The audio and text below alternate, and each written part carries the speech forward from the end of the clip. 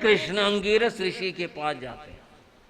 जो कहते हैं ना भाई वो कैसे जाएंगे, श्री कृष्ण साधुओं का, संतों का, महात्माओं का, ऋषियों का बहुत आदर करते थे। पीछे भी मैंने आपको सुनाया था कि दुर्वासा ऋषि का उन्होंने कैसे किस तरह सत्कार किया था, और भी सब ऋषियों का वो सत्कार करते थे, आदर करते थे, उनको ऊंचे बैठाते, खुद नीचे बैठा करते थे। श्री कृष्ण की अद्भुत बात थी यह, वे घोर अंगिरस ऋषि के पास में गए और जाकर उन्होंने कहा, घोर अंगिरस ऋषि से कहा, आप मुझे कुछ उपदेश दो। भाइयों, छांदोग्य उपनिषद की बात बता रहा हूं, आप मुझे कुछ उपदेश दो। अंगिरस ऋषि को कहा, श्री कृष्ण ने कहा, छांदोग्य उपनिषद में जिक्र आया, तब अंगिरस ऋषि ने 3 वचन बोले। 3 वचन क्या बोले? तुम अक्षतमसि, यह आत्मा अविनश्वर है, इसका कभी नाश नहीं होता। एक वचन बोला। श्री कृष्ण ने कहा, आप मुझे उपदेश दो, तो उन्होंने उपदेश ये दिया, तुम अक्षतमसि, यह आत्मा अनश्वर है, ये कभी इसका नाश नहीं होता। दूसरा वचन बोला, तुम अच्युतमसि, यह आत्मा, इस आत्मा का कभी पतन नहीं होता, आत्मा आत्मा रहेगी, देह परिवर्तित होंगे, आत्मा परिवर्तित नहीं होती, आत्मा आत्मा रहती। तीसरा वचन कहा, तुम प्राण संशतमसि, तू आनंदमय है। क्या बात कर भाइयों, मैं नहीं समझता आप इन वचनों का कितना आनंद ले पाए। मैं तो आनंद से भर गया। उन्होंने कहा, अंगिरस ऋषि ने श्री कृष्ण को, यह आत्मा आनंदमय है, और हम क्या कहते हैं? यही तो कहते हैं। बंधुओं, श्री कृष्ण की महिमा बहुत बड़ी है। जो लोग यूं सोचते हैं वो साधुओं के पास क्यों जाएंगे, किसी के पास क्यों जाएंगे, नहीं नहीं, वो तो साधुओं का आदर करते थे, सत्कार करते थे, उनके बहुत महत्ता रखते थे, उनका बहुत बहुत सत्कार किया करते थे। अब आते हैं मूल बात के ऊपर। भगवान अर्शनेमी का पदार्पण हुआ, श्री कृष्ण उनके दर्शनों के लिए गए, उस दिन बैठे और बैठने के बाद लोग चले गए थे। अब श्री कृष्ण ने उनसे एक प्रश्न किया, जैसे अंगिरस ऋषि की बात बताई ना मैंने, यहां पर क्या जिक्र आया? यहां पर जिक्र आया, इमी सीडंग भंते बारवई नहिरिये, द्वालस जोयण आयामा नव जोयण विछिन्ना जा, पचखंग देवलो भूयाए के मूले विनाशे भविष्य। श्री कृष्ण ने पूछा, भगवान, यह जो द्वारिका नगरी है, जो 12 योजन लंबी है और 9 योजन चौड़ी है, इतनी विशाल नगरी, स्वर्णमय सोने की बनी हुई अद्भुत नगरी, ये शाश्वत है या अशाश्वत है? ये प्रश्न किया। शाश्वत कहते हैं सदा रहने वाली, अशाश्वत कहते हैं नाश को प्राप्त हो जाने वाली। ये पूछा, ये शाश्वत है या अशाश्वत है? भगवान ने कहा अशाश्वत है, नाश को प्राप्त होगी, विनाश को प्राप्त होगी, सदा नहीं रहेगी। भाई और बहनों, ये बात द्वारिका के लिए तो कही गई, पर ये बात संसार की बात है। संसार में कोई भी चीज शाश्वत नहीं है। ये देह शाश्वत नहीं है, ये नगर शाश्वत नहीं है, ये वस्तुएं शाश्वत नहीं है, कोई भी शाश्वत नहीं है संसार के अंदर। और इस बात को उर्दू की पंक्ति में यूं कहा गया, दुनिया की हर शय आनी जानी देखी, दुनिया के हर शय आनी जानी देखी, दुनिया की हर चीज फानी देखी। जो आके न जाए, हाँ जी सुन लो, जो आके न जाए वो बुढ़ापा देखा, बुढ़ापा आने के बाद में फिर जवान होता आदमी, बुढ़ापा जाता कभी। जो आके न जाए वो बुढ़ापा देखा, जो जाके न लौटे वो जवानी देखे। दुनिया की हर चीज आनी जानी देखी और सारी चीजें आनी जानी है, परंतु जवानी जाने के बाद लौट कर नहीं आते और बुढ़ापा आने के बाद जाता नहीं। बात द्वारिका की थी, भगवान ने कहा नश्वर है, विनाश को प्राप्त होगी। श्री कृष्ण मौन और गंभीर हुए। इतनी सुंदर नगरी जो मैंने बड़े श्रम के साथ में कुबेर से बनवाई थी और ये विनाश को प्राप्त होगी। तब फिर उन्होंने और पूछा, और ये पूछा कि मूले विनाशे भविष्य, भगवान इसके विनाश का कोई निमित्त होगा या क्या होगा, कैसे होगा? ये जो विनाश को प्राप्त होगी ये कैसे होगी? बहुत सारी बात होती है। बाढ़ में नगर बह जाते हैं और अग्नि से जल जाते हैं, भूचाल में दब जाते हैं। क्या कारण होगा इसके विनाश का? क्या निमित्त बनेगा? क्या होगा? तब भगवान ने कहा सुरगे दीवान मूलाय विनाशे भविष्य। कृष्ण ने 3 चीजें इसके विनाश का कारण बनेंगी। बंधु और बहनों, अब सुन लो, विनाश की बात बताई जा रही है। वो क्या चीज बताई जा रही है? सबसे पहले कहा सुरा, यहां आया शास्त्र, मूल पाठ में आया है सुरग्गी, सुरा शराब। दूसरी बात बताई अग्नि, और तीसरी बात बताए भगवान ने द्वैपायन ऋषि। द्वैपायन ऋषि जो है ये व्यास ऋषि का दूसरा नाम है। जो ऋषि व्यास हुए ना, उन्हीं का नाम द्वैपायन ऋषि है। तो बोले एक द्वैपायन ऋषि 3 द्वारिका के नाश का कारण बनेंगे। श्री कृष्ण ने सोचा, भगवान ने सबसे पहले नाम लिया सुरा शराब का, और फिर नाम लिया अग्नि का, फिर कारण बताया ऋषि को। उन्होंने पूछा भगवान ये कैसे बनेगा, ये 3 बात कैसे निमित्त बनेंगे? भगवान ने कहा द्वारिका के लोग द्वैपायन ऋषि को सताएंगे, शराब के नशे में सताएंगे। शराब कारण बना नशे का, उसमें इसको सताएंगे और फिर द्वैपायन ऋषि मर करके देव बनेंगे, जिसको जला करके राख कर देंगे। ये कारण बनेगा। अब बात समझ आ गई। भगवान की वंदना करके श्री कृष्ण वापस आ गए। आज उनका मन उदास था। किस बात से उदास था? इतनी सुंदर नगरी और ये विनाश को प्राप्त हो जाएगी।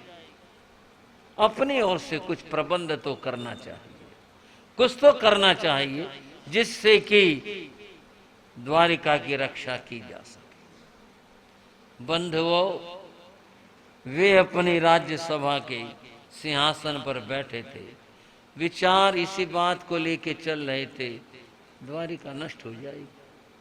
जो कहा है ये अन्यथा नहीं हो सकता, ये होगा, क्या किया जाए? तब उन्होंने क्या कहा? धन्नाणं ते जाली मयाली उव्याली पुरी सेना वारी संग जाओ।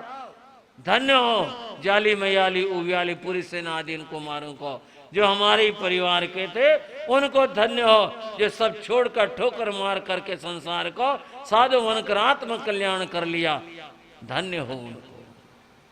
परंतु मैं ऐसा नहीं कर सका। काश मैं भी ये सब छोड़ करके मैं भी मुनि जीवन स्वीकार कर लेता। ये बात भगवान के आगे आई थी। भगवान ने तब कहा था श्री कृष्ण को ऐसा कभी नहीं होता। जो वासुदेव होते हैं वे संसार का पालन करते हैं, लेकिन इस तरह छोड़ करके वो कभी दीक्षा नहीं लेते, ऐसा कभी नहीं होता। उन्होंने पूछा था, श्री कृष्ण ने उसी वार्ता में पूछा था, भगवान ये भी बताएं मेरा जो अंतिम समय होगा किस रूप में होगा? तब भगवान ने कहा था कि निग्रोध बढ़ के पेड़ के नीचे और कौशाम्ब वन में तुम लेटे होगे और जरा कुमार तुम्हारे पांव में बाण मारेगा। ये तुम्हारे अंतिम समय का कारण बनेगा और तुम इस देह को छोड़कर जाओगे। अपनी बात की उतनी चिंता नहीं थी, चिंता थी द्वारिका के। अब वो करें इन जाली मयाली उवियाली आदि कुमारों को, इनको धन्य हो, अपना आत्म कल्याण कर लिया। क्या विचार बने और क्या भावना बने, उनको सुन लो और उनको समझ लो क्या कहते हैं। उन्होंने घोषणा करवाई द्वारिका में। क्या घोषणा करवाई? कोई राजा, युवराज, कोई व्यक्ति, उसका पुत्र, कोई स्त्री, कोई और, जो कोई भी अगर संयम लेना चाहे, साधु बनना चाहे, तो वह साधु बन सकता है, अपना कल्याण कर सकता है। मैं उसको आज्ञा देता हूं। और सुनो, कोई व्यक्ति अगर मान लो कर्ज के नीचे डूबा हुआ है, उसका कर्ज मैं उतारूंगा। और वो साधु बनना चाहे कि मैं बन तो जाता, कर्ज है, वो कर्ज से मुक्त करता हूं। और उन्होंने कहा किसी के बच्चे छोटे हैं, भावना बने हम साधु तो बन जाएं, पर बच्चे छोटे हैं। श्री कृष्ण ने घोषणा करवाई कि मैं उन बच्चों का पिता बन करके पालन करूंगा। दीक्षा लेना चाहे दीक्षा ले। और यदि कोई युवक, कोई व्यक्ति दीक्षा लेना चाहे और ये कहता हो मेरे माता पिता वृद्ध हैं, सेवा कौन करेगा, श्री कृष्ण ने कहा मैं कृष्ण उनका बेटा बन करके सेवा करूंगा। कोई आत्म कल्याण करना चाहता है, आत्म कल्याण कर ले। कितनी बड़ी घोषणा करवाई। पूरे द्वारिका में बंद हो ये घोषणा करवा दी। इस घोषणा और इस भावना, ये जो भावना बनी ना, कोई संयम लेना चाहे तो संयम ले ले। इसका परिणाम यह हुआ कि उन्होंने तीर्थंकर गोत्र नामक कर्म का बंध किया। और इसी का फल होगा कि वो आगे जा करके बंधवो शतद्वार नगर में अमम नाम के 12वें तीर्थंकर 24 में वो बनेंगे। वो आगे होगा, अगले जन्म की बात होगी। अब बात यहाँ की कर रहे हैं। उन्होंने ये घोषणा करवाई कोई भी आत्म कल्याण करना चाहे आत्म कल्याण कर। बहुत लोग निकल करके आए, महाराज मैं साधु बनना चाहता हूं, फिर मेरे ऊपर कर्जा है, जाओ मुक्त हो, कर्जा हम देंगे उसका। मेरे बच्चे छोटे हैं, कृष्ण उनका पिता बनकर पालन करेगा, निश्चिंत होकर जाओ, ये मेरा कर्म। मेरे माँ बाप बूढ़े हैं, कृष्ण उनका बेटा बनकर सेवा करेगा। बंधुओं कितनी बड़ी बात है यह। कृष्ण ने कहा मैं बेटा बनकर के पालन उनका सेवा करूंगा। कितनी अद्भुत बात है। बहुत लोग, बहुत सारे राजा भी, श्रेष्ठ भी, युवा भी, स्त्रियां भी, पुरुष भी, बहुतों ने दीक्षाएं ग्रहण कर ली। अभी भी कृष्ण के मन में वही बात थी। भगवान ने कहा सुरा शराब द्वारिका के नाश का कारण बनेगा, इसको निकालना चाहिए, इसको दूर करना चाहिए। ये व्यसन है, ये बुराई है।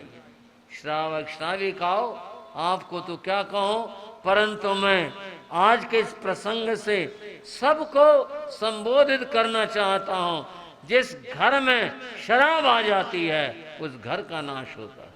जिस व्यक्ति के जीवन में शराब का प्रवेश हो जाता है उस व्यक्ति के जीवन का नाश होता है। ये ऐसा शैतान है, इसको अनेक जगहों पर कहा शराब शैतान का हथियार है। किसी ने कहा शराब स्वयं शैतान है, अर्थात इससे हमेशा दूर रहना चाहिए। और देखा भी है बंधुओं, इस शराब के कारण से कितने लोगों के जीवन बर्बाद हुए हैं, होते हैं। क्या बात हो गई, लीवर खराब हो गया, क्या बात हुई, कुछ घूंट लगाने की आदत, पता नहीं कितने लोग देखने में आते हैं। बंधुओं इस बुराई से हमेशा दूर रहना चाहिए। शराब के पीने से स्वास्थ्य का नाश होता है, शराब के पीने से बंधुओं धन का नाश होता है, शराब के पीने से इज्जत का नाश होता है। तीनों मूल्यवान चीज हैं और उनका विनाश होता है। शराब ऐसी बुरी चीज है।